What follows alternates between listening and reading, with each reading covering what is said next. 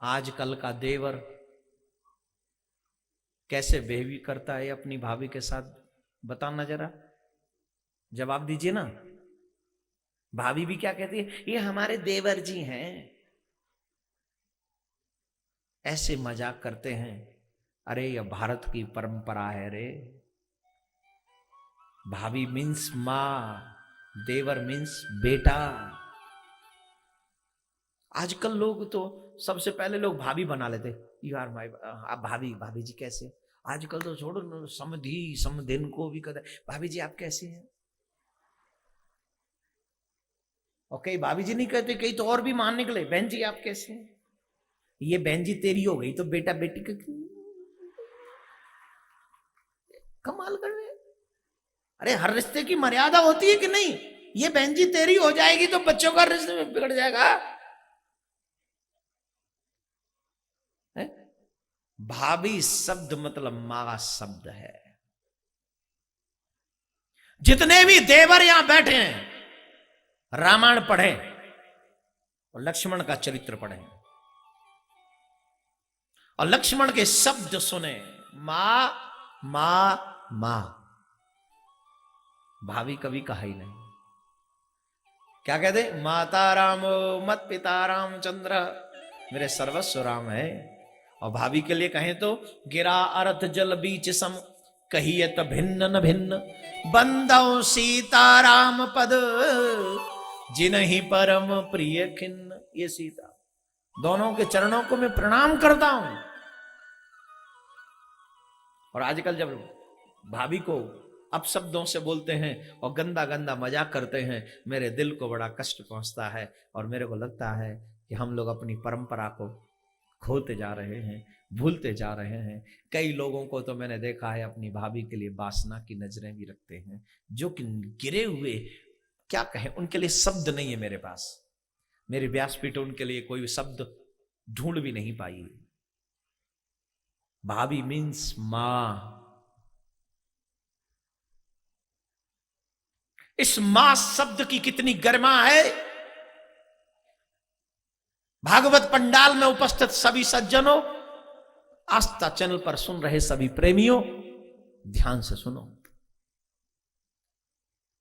मां शब्द में वो ममता है जो दुनिया के किसी और शब्द में उतनी ममता नहीं मिलेगी आपको, किसी और शब्द में कभी मिल ही नहीं सकती।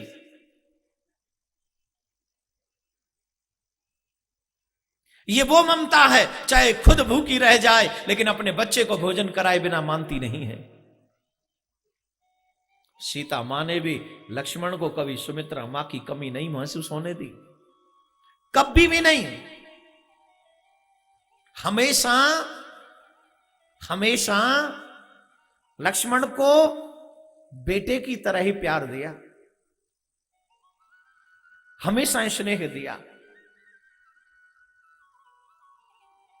और जब सीता जी को रावण हरण करके ले गया तो उस समय सीता ने एक शब्द कहा और वो शब्द बहुत महत्वपूर्ण है, हा लक्ष्मण तुम्हार नहीं दोषु, मैं फल पायो कीने रोसु। हे लक्ष्मण तुम्हारा दोष नहीं है, मैंने तुम पर क्रोध किया, उसी का दंड परमात्मा ने मुझे दिया है कि आज मैं अपने पति से दूर हो गई। फिर मेरी वही बात ध्यान करें जहां से मैंने कथा शुरू की थी, जब आप क्रोध करते हो तो आपके पुण्य क्षीण हो जाते हैं, आप धर्म करने के लायक नहीं बचते हो, आपके सुकृत भी नष्ट होने लगते हैं जब आप क्रोध करते हो। इसलिए यह बहुत महत्वपूर्ण है कि क्रोध करने से पूर्व हम धैर्य का परिचय दें, भक्ति करने के साथ साथ क्रोध पर भी विजय प्राप्त करें। लक्ष्मण पुत्र की तरह सेवा करते हैं और एक टक 14 बरस तक सोए नहीं, 14 बरस तक नहीं सोए। आजकल के देवर को कह दे भैया आज पूरी रात मत सोना, जरा घर में गहने रखे हैं, तो वो कहेगा किसी और को जगा लो, मैं तो जा रहा हूं सोने में, जग नहीं सकता। क्यों? बोले हमने रामायण नहीं पढ़ी इसलिए। हे मेरे भाई बहन, आप रामायण अवश्य पढ़े, और जब आप रामायण पढ़ेंगे तो आपको मेरे ठाकुर की भक्ति का और लक्ष्मण के समर्पण का पता चलेगा। लक्ष्मण उसके बाद भरत, भरत में बाद और पहले की बात नहीं कर रहा हूं, भरत अपने आप में कितने निपुण, कितने श्रेष्ठ, राम कितने श्रेष्ठ, शत्रुघ्न कितने श्रेष्ठ। रामायण का चरित्र पूरा त्याग से भरा पड़, पूरी रामायण त्याग से भरी हुई। सुमित्रा जिसने दोनों ही पुत्र सेवा में लगा दिए।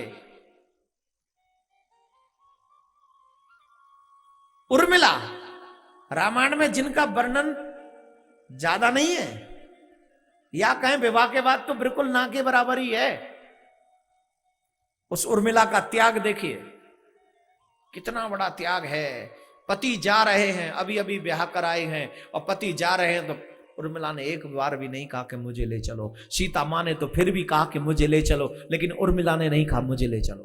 क्यों? बोले जब गृहस्थी, जब सेवक अपनी फैमिली साथ में ले जाएगा तो सेवा का ध्यान बट जाएगा। आप अपने गुरुजी के साथ अपने गुरुजी की सेवा करने आप जाएं, आपकी फैमिली साथ में हो तो आप गुरुजी की सेवा उतनी कर पाओगे जितने कर सकते थे। फिर बच्चों का भी ध्यान रखना है, पति का ध्यान रखना है, पत्नी का ध्यान रखना है, माता पिता का ध्यान रखना है। क्यों? बोले फिर ध्यान बढ़ जाएगा, कन्वर्ट हो जाएगा। इसीलिए संपूर्ण भक्ति, संपूर्ण समर्पण अगर लक्ष्मण कर सके तो उसमें उर्मिला का भी कम हाथ नहीं था। उर्मिला ने कहा आप जाओ, मैं सिर्फ आपका इंतजार करूंगी और भगवान से प्रार्थना करूंगी जिस मनोरथ के साथ आप जा रहे हो आपका मनोरथ ढीला ना पड़े, कमजोर ना पड़े। आप सेवा करते जाए, करते जाए, करते जाए, और आप भगवान की सेवा करेंगे। मैं इसी से प्रसन्न हो लूंगी कि मैं आपका इंतजार कर रही हूं। जोर से बोलना पड़ेगा, और जोर से बोलना पड़ेगा, और जोर से। जितना सेवा करने वाला महत्वपूर्ण है उतना ही सेवा में सहयोग करने वाला भी महत्वपूर्ण है। अगर उर्मिला जिद करती तो या तो लक्ष्मण जा नहीं पाते, और जाते तो उर्मिला को साथ ले जाते, और साथ ले जाते तो गड़बड़ होती। ये रामायण सिखाते। रामचरितमानस हमारे लिए सीखने के लिए बहुत बड़ा और अद्भुत ग्रंथ है, लेकिन कभी मौका मिलेगा राम कथा जबलपुर में गाने का तो गाएंगे। अभी तो भागवत हो रही है इसलिए ज्यादा चर्चा नहीं कर सकते हैं। राधे राधे बोलना पड़ेगा। अब चलें कृष्ण जन्म महोत्सव की ओर। कौन कौन इंतजार कर रहा है कन्हैया के जन्मोत्सव का? है सब लोग इंतजार कर रहे हैं ना? हाँ हाँ। बोले महाराज अब नंद के आनंद वह जरा जोर से करवाइए, आनंद आना चाहिए। तो आनंद के लिए थोड़ा सा तो इंतजार करना पड़ता है ना। अब मैं तो फिर कहूंगा जिनको जल्दी थी वो तो, लेकिन जो मेरे कन्हैया के प्रेमी हैं वो तो डटे हैं। और इस भजन के बाद मात्र कृष्ण जन्मोत्सव है, और धूमधाम से हम लोग कृष्ण जन्मोत्सव मनाएंगे।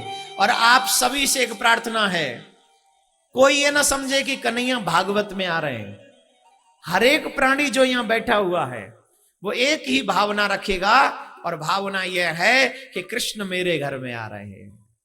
कहां आ रहे हैं? जोर से बोलिए, कन्हैया मेरे घर में आ रहे हैं। ऐसी भावना आप लोग बना लें, और जब आपकी ये भावना होगी तो मेरे ठाकुर जी भी आएंगे तो बड़े प्रसन्न होंगे आपके मध्य में, और पूरा ऐसा लगेगा जैसे यहाँ गोकुल गांव बन गया है, ये कन्हैया का घर बन गया है, मैया यशोदा बाबा नंद का घर बन गया है। इतना आनंद यहां आ जाएगा। अब एक बात बताइए, भजन गाऊं की कथा शुरू करूं? लेकिन भजन में हमारे जैसे हम भजन शुरू करते ना तो एक दो भाई समझते कथा पूरी हो गई और वो निकल जाते। कथा पूरी नहीं हुई। भजन का मतलब है कि एक भजन गा दे तो आपका आलस्य खत्म हो जाए, और उसके बाद आप फिर आनंद के साथ में कथा में फिर पूरे जोश से आप आनंद ले।